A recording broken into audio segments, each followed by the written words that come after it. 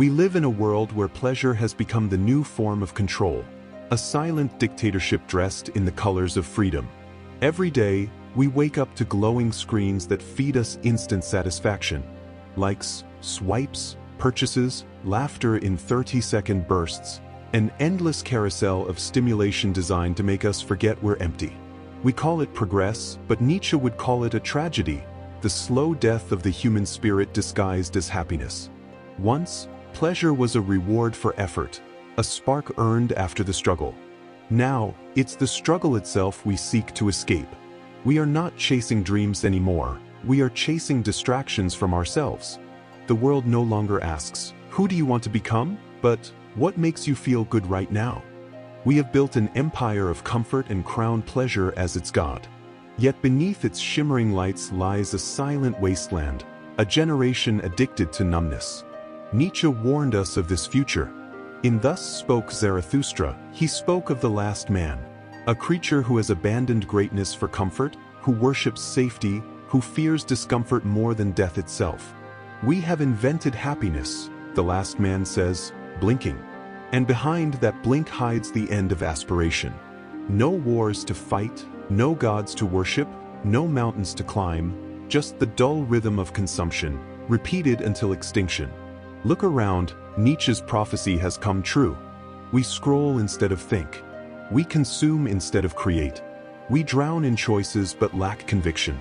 The modern self is fragmented, flickering between dopamine hits, each moment designed to keep us docile, content, controllable.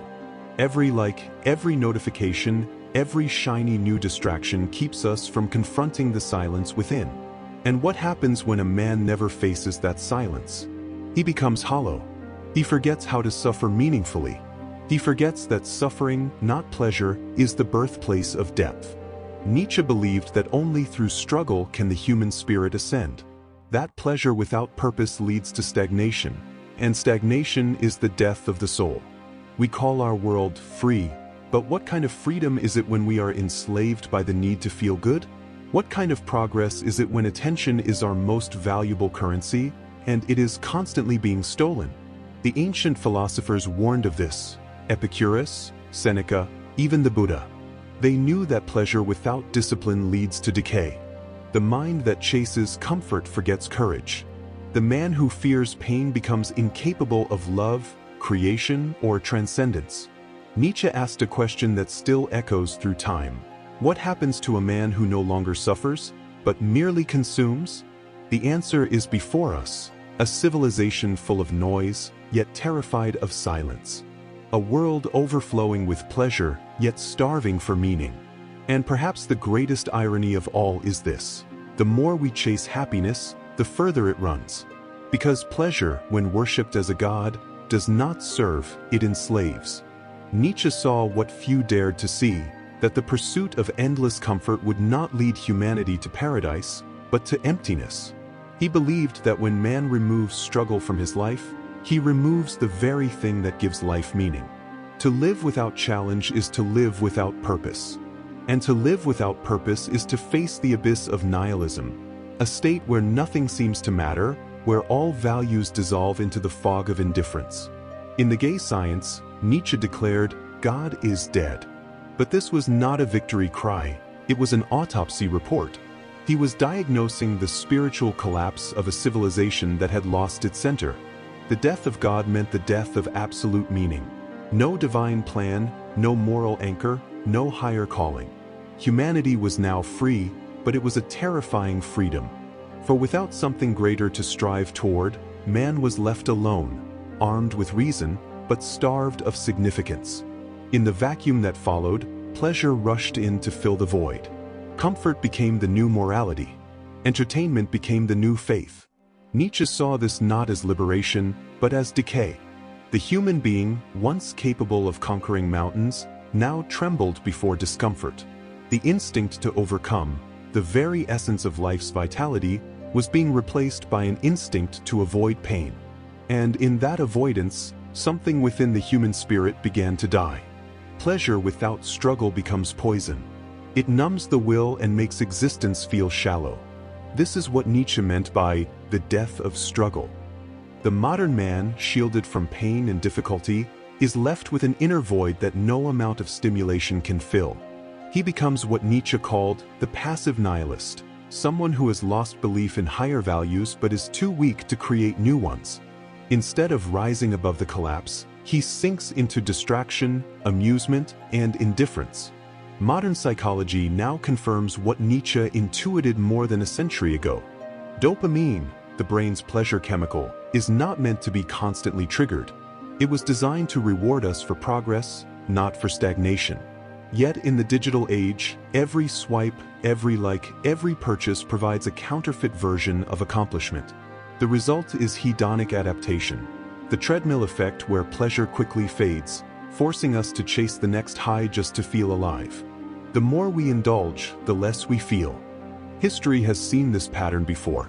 When the Roman Empire reached the peak of its power, when its citizens no longer needed to struggle for survival, they turned inward, seeking pleasure over purpose.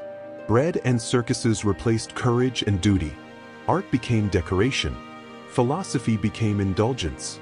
Strength gave way to apathy. And the empire collapsed, not from external enemies, but from internal decay. The same happened in countless civilizations since: the fall of Athens, the decadence of the French aristocracy, the moral exhaustion of modern consumer societies. Nietzsche understood that this was not merely political, it was psychological. When a culture loses its will to strive, it loses its will to exist. Comfort becomes a slow form of suicide, the death of the soul through suffocation by ease. The very forces that make life pleasant also make it meaningless.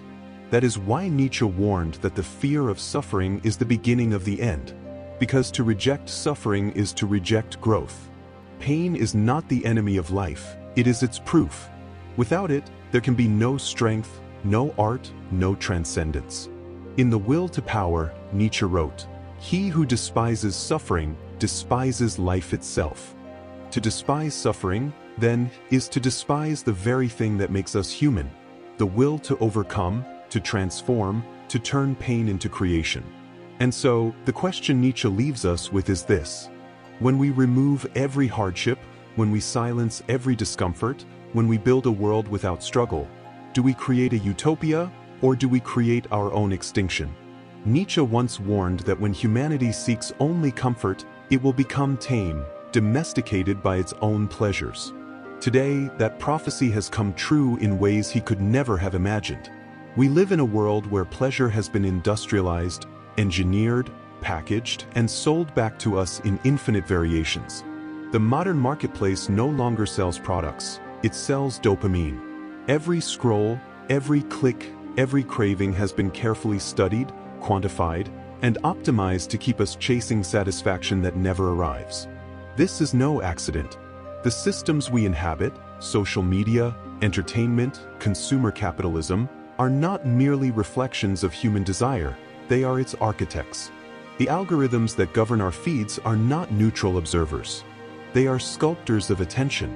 They learn what triggers us, what excites us, what calms us, and then feed those impulses back to us in an endless loop. What was once instinct has become instrumentation. What was once the pursuit of pleasure is now the management of addiction. Freud called this the pleasure principle, the force that drives human beings to seek immediate gratification and avoid pain. In his time, this principle was an explanation of behavior. In ours, it has become a business model. Entire industries are built on the science of keeping the human brain just stimulated enough to prevent boredom but never fulfilled enough to stop seeking. Streaming platforms autoplay the next episode before you can think. Social media apps are designed with infinite scrolls so that there is never a natural point to stop. Online stores keep your cart full with "you might also like" suggestions. The system doesn't care what you desire, only that you keep desiring. This is what makes it so insidious. It promises freedom, the freedom to choose, to indulge, to enjoy, yet the choices are illusions, confined within the boundaries of profit. You believe you're acting out of free will, but your impulses have been mapped, predicted, and monetized. The algorithm is your mirror, showing you not who you are, but who it needs you to be to keep consuming. Aldous Huxley foresaw this future in Brave New World. He imagined a society where people were not controlled through fear or force, but through pleasure. The citizens of that world did not rebel because they had no reason to. Their every discomfort was instantly anesthetized by soma, the perfect drug of contentment. There were no wars, no revolutions, no suffering, and yet there was no meaning either. It was a civilization of smiling slaves. Today's soma is digital. It doesn't come in pills, but in notifications, in trending videos, in endless entertainment that fills the silence where thought might have emerged. Byung-Chul Han, in The Burnout Society, argues that this hyperstimulation has not made us free, it has made us exhausted. In a world that demands constant engagement and positivity, we have lost the ability to rest, to resist, to say no. Pleasure, once a reward, has become a weapon of control. The tragedy of the modern condition is that we confuse stimulation with satisfaction. The human being, once a creature of depth, is now a creature of reaction. We measure happiness by convenience, success by visibility, and identity by algorithmic validation. We have traded the adventure of the soul for the comfort of the screen. And yet, in this carefully designed labyrinth of pleasure, Nietzsche's warning echoes louder than ever. A life without struggle becomes a life without strength. We are told we are free because we can choose our pleasures, but every pleasure points in the same direction, toward comfort, toward conformity, toward passivity. The modern man no longer asks, "What is true?" He asks, "What feels good?" And in doing so, he forgets the oldest truth of all, that pleasure, when pursued for its own sake, does not liberate the human spirit. It enslaves it.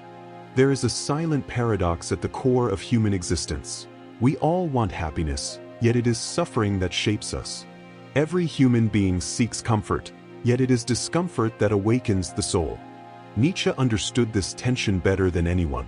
He believed that without struggle, there can be no transformation, that suffering is not a curse, but the raw material of greatness.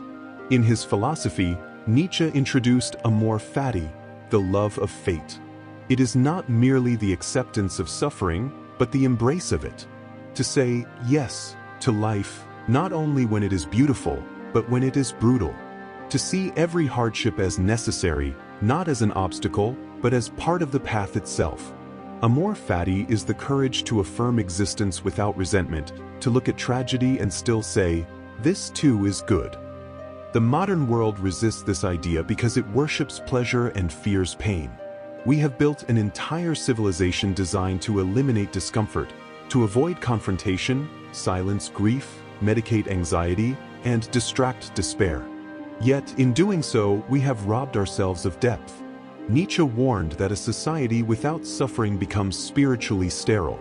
The avoidance of pain does not create happiness, it creates emptiness. It produces what he called the last man, the creature who seeks only comfort, never challenge, who lives long, but never truly lives. Pain is the furnace in which meaning is forged. Every artist who has ever created something immortal did so through suffering. Van Gogh painted his anguish. Dostoevsky turned his imprisonment into literature that still pierces the human heart. Beethoven composed symphonies through the torment of deafness. Even the saints and philosophers, those who sought enlightenment, walked through despair before reaching peace. Nietzsche saw in these figures not victims, but victors, individuals who transformed their wounds into wisdom. The concept of the Übermensch, often misunderstood as a symbol of superiority, was never about domination over others. It was about mastery over oneself, the transcendence of pain through creation, the alchemy of turning suffering into strength. The Übermensch is the one who does not curse his hardships but uses them to evolve beyond the limitations of the ordinary. Nietzsche believed that only those who suffer deeply can also experience joy profoundly. For joy without pain is hollow, like light without shadow.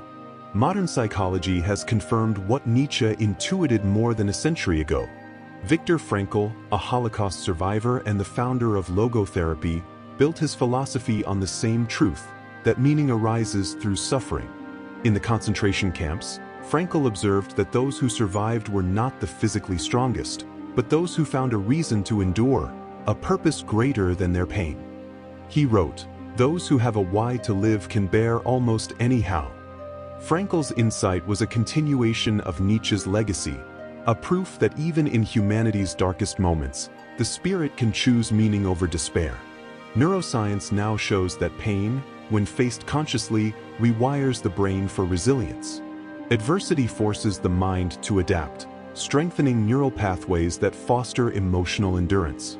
Psychologists call this post-traumatic growth, the phenomenon where suffering, instead of destroying, deepens one's capacity for empathy, creativity, and purpose. Pain breaks us open, and through that break, light enters.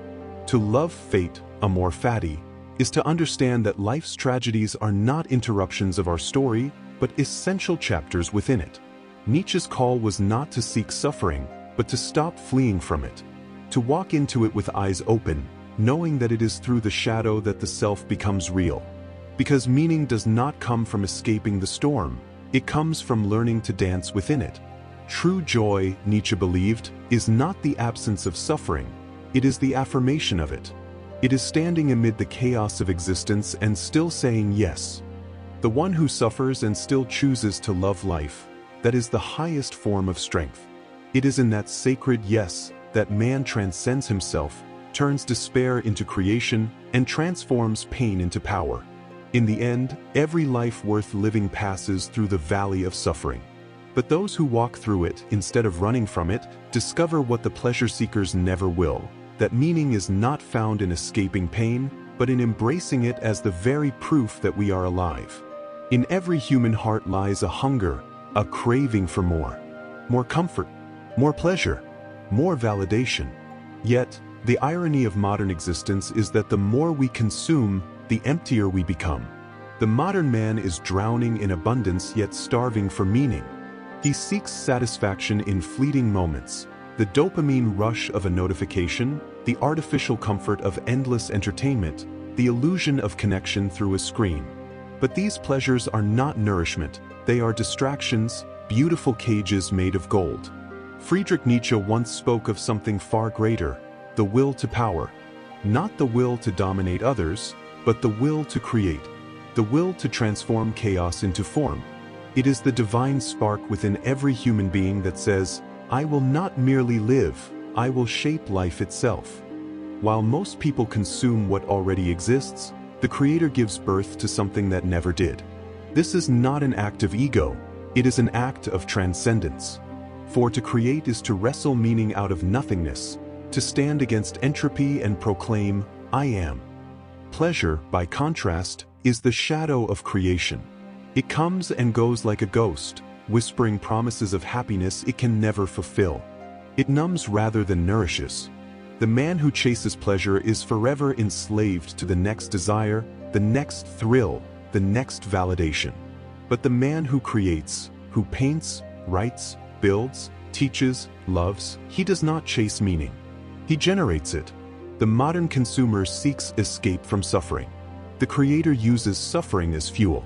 The artist's brush trembles with pain, yet in that trembling he finds truth. The philosopher sits alone, rejected and misunderstood, yet in his solitude he touches eternity. The scientist fails 1,000 times, but each failure carries the whisper of a future breakthrough. Creation is suffering sanctified, the alchemy of turning pain into beauty. To live for pleasure is to remain a slave to circumstance. To live for creation is to become free. Because when your joy comes from what you build, the world cannot take it from you. The man who creates becomes the source of his own light. His fulfillment is self-generated, not borrowed. The pleasure seeker asks, what can I take? The Creator asks, what can I give? In a culture obsessed with consumption, this idea feels almost revolutionary. We are told that happiness is something to be bought, chased, downloaded, or earned through status. But real happiness, the kind that endures, is not a feeling. It's a consequence, a byproduct of living with purpose. When your life becomes an act of creation, every moment, even the painful ones, gains significance. You no longer live for pleasure. You live through purpose. So, the question is not, what makes me happy? The real question is, what can I create that outlives my happiness? Because meaning does not come from having, it comes from becoming. Real freedom begins not when we get what we want, but when we no longer need it. When the will to consume dies, the will to create awakens. And in that awakening, humanity transcends its hunger. The consumer fades, and the creator is born. That is the true will to power. Not domination, not pleasure, but creation. The act of giving birth to meaning in a meaningless world. Imagine, for a moment, a question so profound it could strip away every illusion of comfort, every mask of distraction, and reveal who you truly are. Nietzsche called it the eternal return. The idea is brutally simple. What if everything you are living right now, every joy, every mistake, every regret, had to be lived again, exactly the same way, for eternity? No changes, no rewinds, no escape. Would you still live as you do now? This is not a riddle meant to entertain philosophers. It is a mirror, one that exposes how much of life we waste seeking comfort instead of meaning. Because when faced with the idea of eternal repetition, only one question remains. Is my life worth repeating? Most people would shudder at the thought. They would see their lives as a prison of routine, a loop of mediocrity and distraction. But Nietzsche's challenge was not meant to condemn, it was meant to awaken. The eternal return is a test of one's relationship with existence.